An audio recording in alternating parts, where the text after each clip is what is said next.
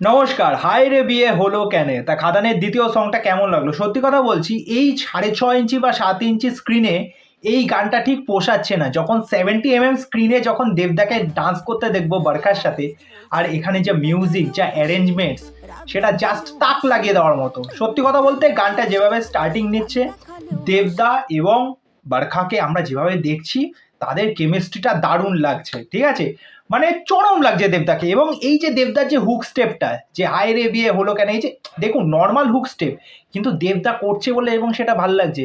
এখানে সবচেয়ে বড় প্লাস পয়েন্ট হচ্ছে নীলায়নদা যেভাবে মিউজিক দিয়েছেন এবং লিখেছেন, গানের কথার সাথে মিউজিক এত সুন্দরভাবে সিঙ্ক করে গেছে, প্লাস দেবদার ওই হুক স্টেপ, মানে এত চার্মিং লাগছে, এত এনার্জেটিক লাগছে বরখার সাথে তার কেমিস্ট্রিটা, সেটা দেখতে দেখুন খুব ভাল লাগছে। আর সেকেন্ড পজিটিভ পয়েন্ট হচ্ছে অভিজিৎ ভট্টাচার্যের মতো এরকম একজন লেজেন্ডারি গায়ক যে এই গানটা চুজ করেছে। অন্য কারোর গলায় মানাতো কিনা এটা আমার যথেষ্ট সন্দেহ আছে, কেননা অভিজিৎ ভট্টাচার্যের মতো এরকম যারা লেজেন্ডারি যারা গায়ক আছেন, তারা জানেন কোন কোন গানে কোন জায়গায় মুরকিগুলো দিতে হবে।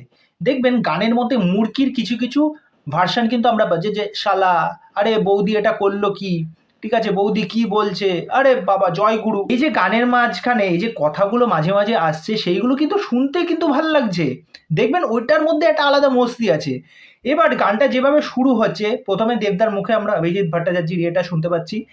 যখন জুন্দির পোর্শনটা আসলো, জুন্দি মেয়ের গলায় মানে বরখার গলায় ওই পোর্শনটা ব্যাপক লাগছে। মানে জুনকে অনেক দিন পর এরকম গান করতে দেখছি, ঘেওয়া লাগছে। এবং লাস্টে গিয়ে আমরা সন্দীপ নন্দীর গলায় আমরা যিশুদাকে দেখতে পাচ্ছি, যিশুদার ওই ঢোলক নিয়ে, যে বন্ধুর কি অবস্থা বিয়ে করে, তা বন্ধু এখন, মানে ওই পোর্শনটা পুরো এত সুন্দরভাবে তিনটে স্টেজে ভাগ করেছে গানটা, যেটা প্রথম থেকে লাস্ট অবধি দারুণ লাগছে। গ্র্যান্ড আয়োজন, খুব ব্যবস্থাপনা খুব সুন্দর, মিউজিক অ্যারেঞ্জমেন্ট থেকে শুরু করে প্রত্যেককে খুব ভাল লাগছে। তাই এখানে আমরা নীলকে দেখতে পাচ্ছি, নীল গাড়ি করে আসলেন, তখনই দেখলেন দেব এবং যিশু সেনগুপ্ত দুজনেই তাকে ওয়েলকাম জানালো। মানে নীল হয়তো এখানকার লোকাল মিনিস্টার বা এমএলএ কিছু একটা হবে।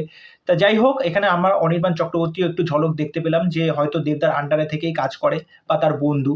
তা যাই হোক, গানটা ঘ্যামা লেগেছে। মানে গতকাল তো অডিওটা শুনেছিলাম, অডিওটা যেরকমভাবে শুনেছে যে একই রকমের লাইন, একই রকমের কথা, কিরকম একটা লাগছিল। কিন্তু আজকে যখন এই ভিডিওর সাথে গানটা যখন প্রপারলি শুনলাম, গানটার মধ্যে ভাই মস্তি আছে, গানটার মধ্যে ফুল আর মস্তি আছে। তা আমার গানটা ব্যাপক লেগেছে। তোমাদের এই বিষয়ে কি মতামত সেটা অবশ্যই আমাকে কমেন্ট করে জানাও। এবং সবচেয়ে ভালো বিষয় হচ্ছে এই যে গায়ক নির্বাচন করা, এই অভিজিৎ ভট্টাচার্যের মতো একজন গায়ক, জুনের মতো একজন গায়ক, এদেরকে এরকম একটা গানের ক্ষেত্রে নির্বাচন করা, এটা হচ্ছে সবচেয়ে বড় প্লাস পয়েন্ট।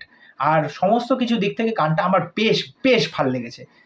তা চলো আজকের ভিডিও অবধি, পরবর্তী ভিডিওতে আবার দেখা হচ্ছে। আর চ্যানেলে এসে চ্যানেলটাকে সাবস্ক্রাইব করে দে, এভাবে সাথে থেকো, পাশে থেকো। বাই।